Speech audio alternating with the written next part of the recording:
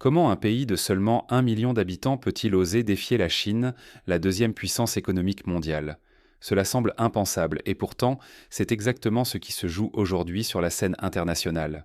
L'Estonie, petite nation balte forte d'à peine 1 300 000 citoyens, s'est lancée dans une confrontation diplomatique avec Pékin. Son ministre des Affaires étrangères, Margus Tsakna, a récemment exigé que l'Union européenne prenne des mesures fermes contre la Chine, accusée de soutenir la Russie dans le conflit en Ukraine. La disproportion est flagrante. D'un côté, l'Estonie pèse environ 40 milliards de dollars de produits intérieurs bruts, de l'autre, la Chine affiche plus de 18 000 milliards. À l'échelle mondiale, c'est l'équivalent d'une librairie de quartier qui menacerait Amazon.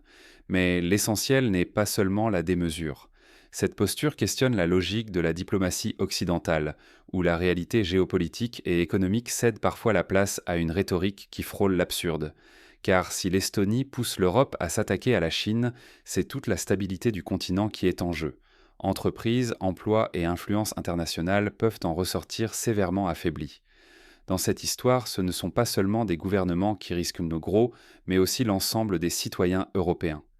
Les décisions prises aujourd'hui peuvent te coûter des milliards, miner la compétitivité et faire perdre à l'Europe sa place sur l'échiquier mondial. Pour comprendre comment on en est arrivé à une telle escalade verbale, remontons aux origines de cette crise diplomatique et décodons les motivations cachées derrière le coup d'éclat estonien. Imaginez, un moustique qui défie un éléphant en croyant pouvoir lui barrer la route. Voilà le décor planté. L'Estonie, ce minuscule pays balte d'à peine 1 million d'habitants, s'adresse à la Chine comme si elle comptait vraiment sur la scène mondiale. Une scène presque surréaliste, Tallinn sermonne Pékin et menace de représailles. Tout ça parce que la Chine maintient ses liens avec la Russie. Le ministre estonien ose même expliquer à la Chine pourquoi, selon lui, la Russie serait une menace existentielle pour l'Europe. Imaginez la situation. Un diplomate d'un pays que la plupart des Chinois seraient incapables de situer sur une carte, qui débarque à Pékin pour leur faire la leçon sur la sécurité mondiale. C'est comme si un vendeur de glace venait donner un cours de finance à Goldman Sachs. On frôle l'absurde, et pourtant c'est la réalité de la diplomatie européenne version 24. Mais l'histoire ne s'arrête pas là. Nouvelle proposition révolutionnaire, l'Estonie réclame un 20e paquet de sanctions contre la Russie. Oui, vous avez bien entendu, après 19 sanctions inefficaces, l'espoir serait que la 20e change tout. Comme si cogner 20 fois sur la même porte finissait forcément par l'ouvrir. Ironie du sort. Malgré toutes ces mesures, la Russie s'adapte, détourne son commerce, trouve de nouveaux partenaires, et l'Europe, elle, encaisse les coûts. Usines qui ferment, emplois perdus, factures qui explosent, mais l'illusion persiste. On fait comme si cela allait fonctionner, on fait comme si les petits pouvaient inverser le cours du monde. Au final, cette posture risque de coûter cher. Illusions stratégiques, crédibilité entamée, ressources gaspillées.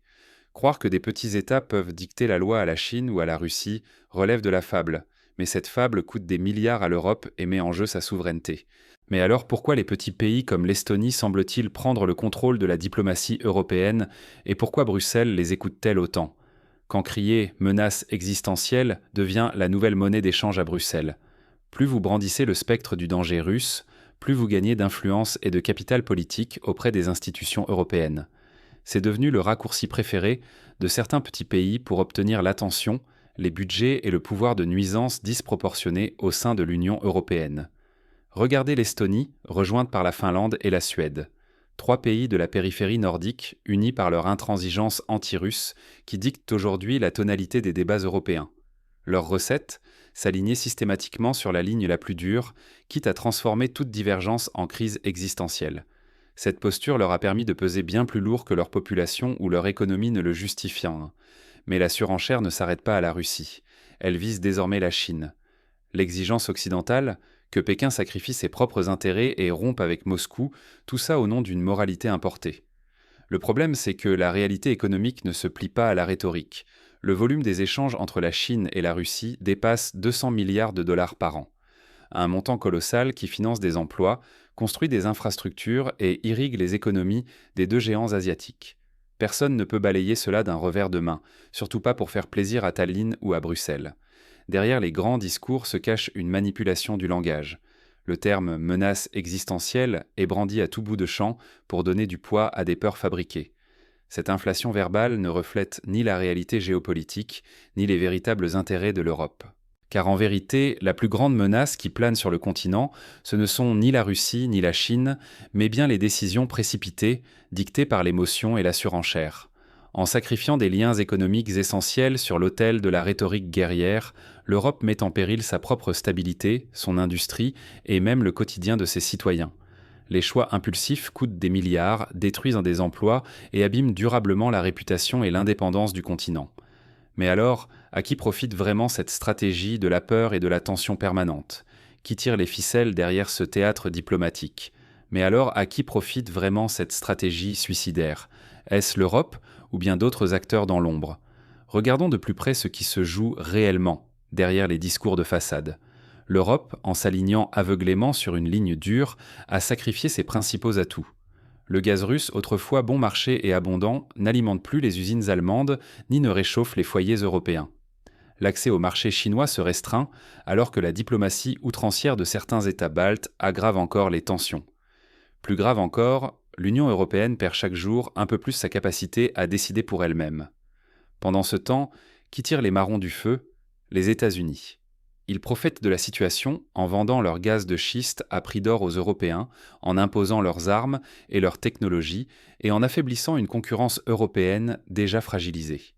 Chaque sanction contre la Russie, chaque rupture avec la Chine sert d'abord les intérêts américains. Les pays baltes, eux, pensent avoir trouvé la parade. Ils misent donc tout sur la protection américaine, croyant qu'elle est acquise pour toujours. Mais cette loyauté a un prix, et Washington ne protège que tant que cela sert ses propres intérêts. Le jour où les priorités américaines changeront, que deviendra la frontière estonienne? La garantie de sécurité fondra comme neige au soleil. Même la Finlande et la Suède, en coupant les ponts avec leurs puissants voisins, se retrouvent de plus en plus isolées. Leur rhétorique guerrière finit par se retourner contre elles. Au lieu de gagner en influence, ces pays deviennent en réalité les otages de la peur qu'ils alimentent eux-mêmes. Voilà la véritable tragédie. L'Europe, jadis puissance économique et diplomatique respectée, devient peu à peu un simple terrain de jeu pour des géants, la Chine, la Russie et surtout les États-Unis. Sa souveraineté s'effrite, sa voix s'affaiblit, et la prospérité de ses citoyens s'en trouve menacée. Mais cette situation n'est pas une fatalité. Quelle leçon l'Europe peut-elle tirer de ses erreurs pour reprendre son destin en main? Faut-il sacrifier l'économie réelle sur l'autel de la rhétorique? Cette question ne relève plus de la provocation, mais du pur pragmatisme face à la situation européenne actuelle.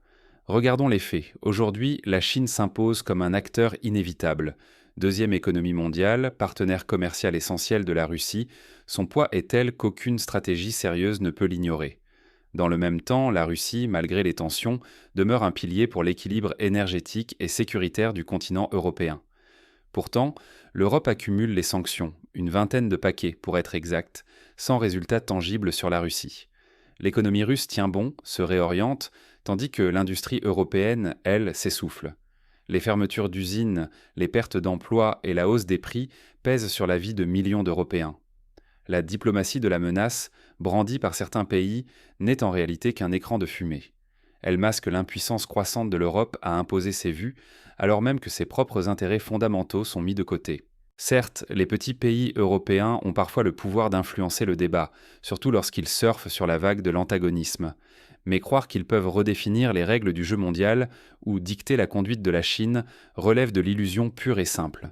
C'est toute la stratégie européenne qui doit être repensée. Ce n'est pas à coup de postures moralisatrices ou de ruptures économiques que l'Europe préservera son avenir, mais bien en renouant avec le dialogue et la défense de ses intérêts concrets. Persister dans cette illusion, c'est s'assurer un futur marqué par la crise, le déclin et la dépendance accrue. L'Europe doit cesser de se tirer une balle dans le pied et regarder la réalité en face avant qu'il ne soit trop tard. Mais la vraie question demeure: qui profite réellement de cette stratégie et à qui sert ce théâtre diplomatique? La vraie force, c'est de voir le monde tel qu'il est, pas tel qu'on le souhaite. Aujourd'hui, l'Europe se laisse happer par des discours déconnectés, où de petits pays, grisés par un sentiment d'urgence fabriqué, s'imaginent pouvoir imposer leur volonté aux géants de ce monde. Cette illusion de contrôle, entretenue par des alliés extérieurs et des postures moralisatrices, fait oublier la réalité la plus brutale. Le poids économique et diplomatique réel ne se décrète pas, il se mesure. Tant que les décisions européennes seront dictées par des slogans et des calculs politiques de court terme et non par la lucidité, c'est l'économie de nos pays qui en paiera le prix fort. La souveraineté, la prospérité, la place de l'Europe sur l'échiquier mondial, tout cela s'effrite quand on refuse d'affronter les faits. Fermer les yeux sur la réalité, c'est s'exposer à la ruine économique et à la marginalisation durable. Il ne sert à rien de multiplier les sanctions ou de brandir des menaces vides de sens lorsque de grands acteurs comme la Chine poursuivent leurs intérêts sans prêter attention à nos gesticulations. Ce n'est pas en criant plus fort que l'on devient incontournable, ni en sacrifiant son économie que l'on assure sa sécurité. Il est temps de réapprendre à regarder le monde sans filtre, à comprendre ses rapports de force et à défendre les intérêts européens avec courage, mais aussi avec intelligence. Sinon, le réveil sera brutal et il sera trop tard pour la lucidité. Mais alors existe-t-il une alternative à cette fuite en avant, ou l'Europe est-elle condamnée à répéter ses erreurs? C'est la question que nous devons maintenant poser.